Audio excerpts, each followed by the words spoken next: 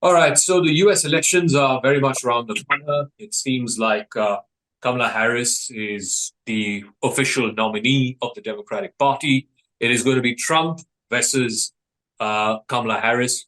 Joining me now is someone who has predicted nine of the last many US elections, at least who the winner is going to be and what the outcome is going to be and who is going to win.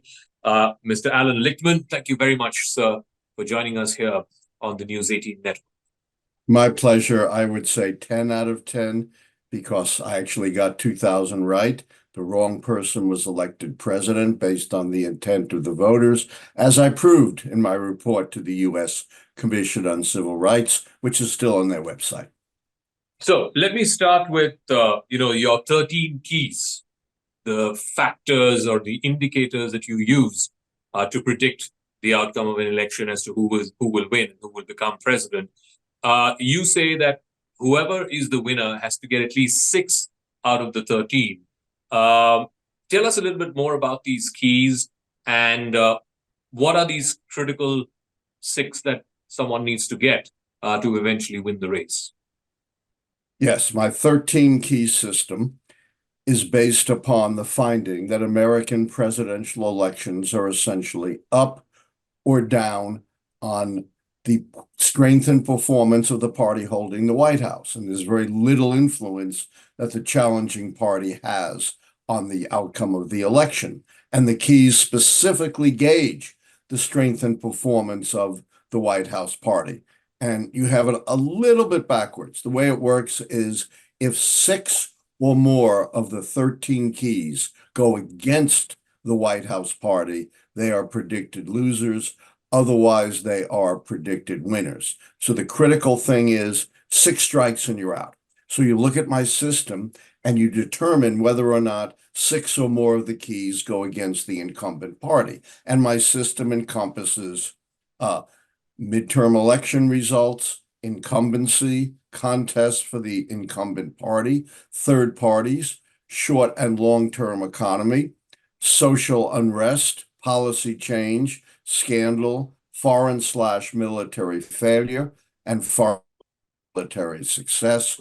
And only 2 keys pertain to the candidates, and they're very high threshold keys. They ask whether the incumbent party candidate is one of those once in a generation, broadly inspirational candidates who inspired a lot of previous opponents like Franklin Roosevelt or Ronald Reagan. And then the final key asks whether the challenging party is not one of those extraordinary candidates, because the keys are always phrased so an answer of true favors the re-election of the White House party.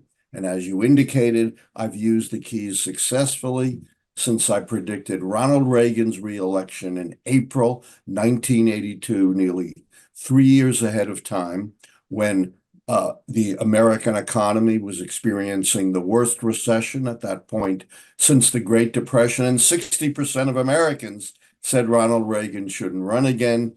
And of course, as I correctly predicted, not only did he win, he won in a landslide. So I want to ask you about the current race, and you said you would make your final predictions after the Democratic National Convention, which concludes, of course, by the 3rd week of this month. But we do know it's Kamala Harris versus Donald Trump, and you have said that in 6 out of the 13, Kamala Harris seems to have the edge. Could you explain what are these keys and what is it that gives her an edge in those keys? Absolutely. By dropping out, Biden cost the Democrats 1 key, the incumbency key that I mentioned. But Democrats who were shamefully trashing their incumbent president right out in public have gotten smart and united around Harris. She really has no opposition, so they've preserved the contest key. So right now, the Democrats are down 3 keys with Harris as the nominee. The mandate key, because they lost U.S. House seats in the midterms, obviously the incumbency key, and the incumbent charisma key, because Harris is not an FDR. So that means 3 more keys would have to fall to predict their defeat. And I only have 4 shaky keys that are undecided, and 3 of them would have to fall. That's possible, but not likely. The keys are third party. RFK Jr. would have to stabilize at 10% or more. That seems very unlikely. He's actually going down rather than up, which may be an offshoot of the Harris candidacy because voters don't have to now choose between two very aged candidates. Social unrest. We had some sporadic social unrest, but to turn the key, there has to be massive social unrest, like in the 1960s, that threatens the stability of the country. Haven't seen anything like that, and kind of not having Biden, the sitting president, front and center in the campaign may also work to the benefit of avoiding social unrest. And the two shakiest keys, given what's going on in Gaza and Ukraine, are foreign/military failure and foreign/military success. So I have said, as you note, a final prediction will come after the Democratic convention, but right now, a lot would have to go wrong for Harris to lose. Could happen, but a lot would have to go wrong. I want you to walk us through, the traditional polls, and there have been a bunch of them. So we looked at 10 different polls for Trump and Trump versus Harris, ranging from the CNN poll to the Reuters poll to the New York Times poll. 8 out of those 10 polls are giving Trump an edge. Trump stands at 48% on average, and Harris stands at 46%. Almost all of those polls in the 6 key swing states are putting Trump at a decisive advantage in those swing states. So why do you think those polls are wrong and yours will be proven right? You can take early polls and do with them what the great philosopher David Hume said you should do to works of superstition: consign them to the flames. They have zero predictive value. And in this case, you can't go below zero, but the polls are even more incredibly unreliable because Harris has only been the candidate for a week or so. It hasn't really sunk in yet to the American people. So completely throw the polls away. And the most recent polls that I saw that came out today and yesterday show a very different picture. Harris actually ahead in the national vote and even or ahead or slightly behind in the swing states. But leave that aside. As I said, no predictive value. Plus, the error in these polls are much greater than the pollsters tell you, and they're not random. You've heard, of course, the error margin, right, is plus and minus about 3%. That's pure statistical error. That's the error you would get if you had a big jar of green and red balls and you pulled a sample to estimate the percentage of green and red balls in the jar. But human beings are not green and red balls. Most people don't respond to pollsters. They may lie. They may not have focused on the election and may change their mind. Plus, no one's voted yet. So the pollsters have to guess who the likely voters are. That creates a very large margin of error above and beyond the plus and minus 3. That's not random. In 2016, the pollsters underestimated Republican voting strength. So like generals fighting the last war, they overcorrected and they're now underestimating Democratic voting strength. In the 2022 midterms, the off year, and the special elections, Democrats, when there's actual voting, have been outperforming the polls by 5 percentage points or more. The most indicative election was the most famous, the special election in Congress in New York for the seat previously held by the disgraced George Santos. A poll taken just a couple of days before the election had it as a dead heat. Democrat +1. The Democrat won by 8 points, outpolling the polls by 7.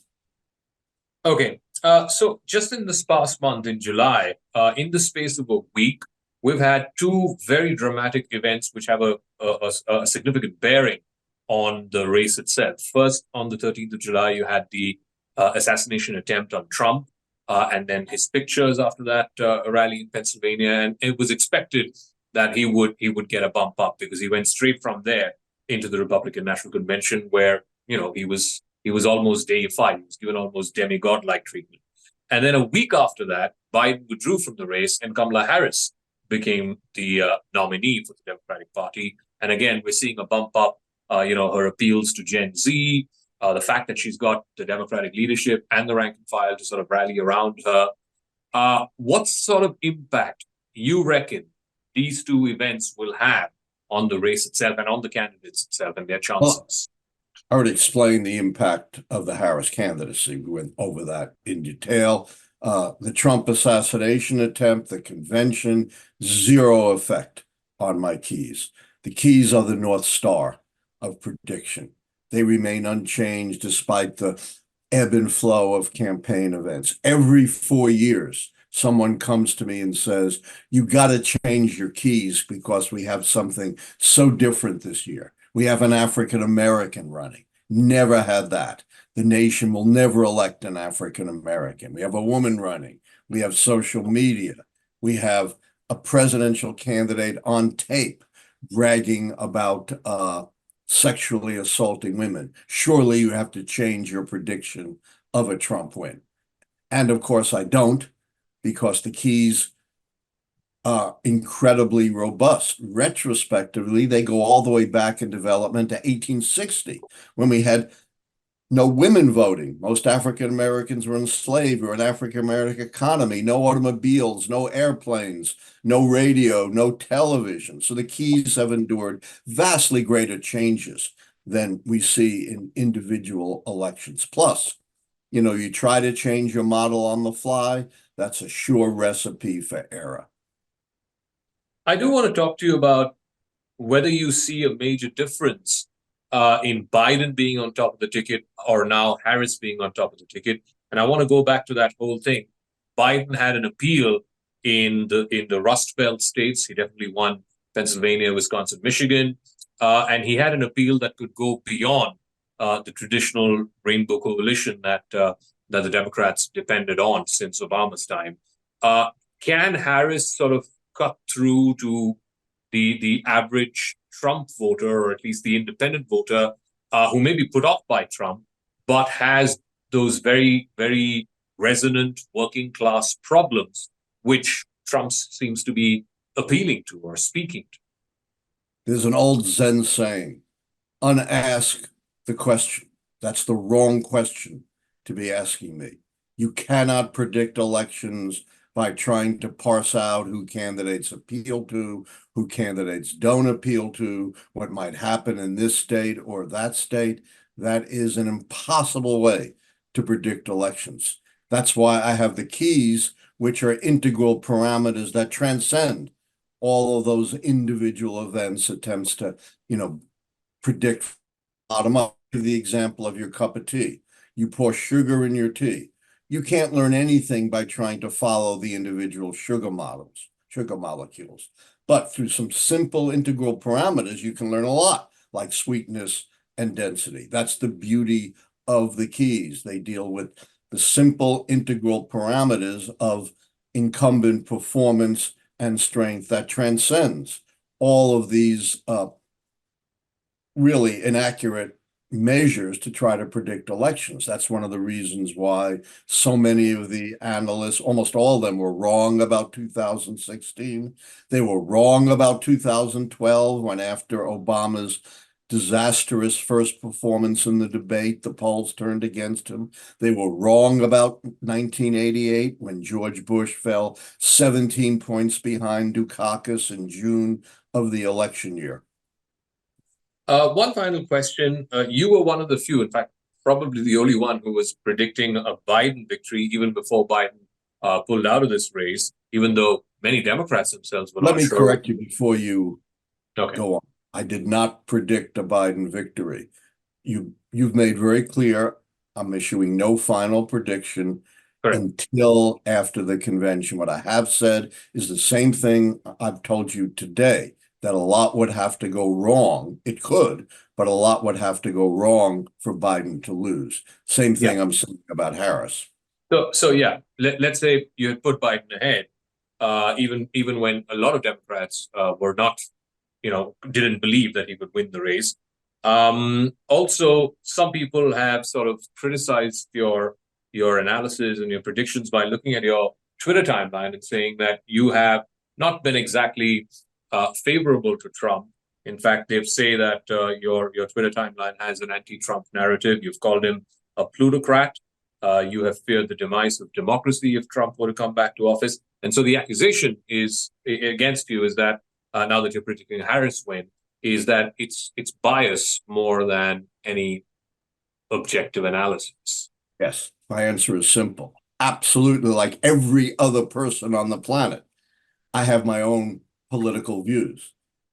But my analyses of the keys are predictions, not endorsements. And let me tell you the secret why I've been successful for 40 years. It's not knowing history, they got no history. It's not knowing politics, so they got no politics. It's not knowing math, though you got to know math. It's keeping your own personal views out of it.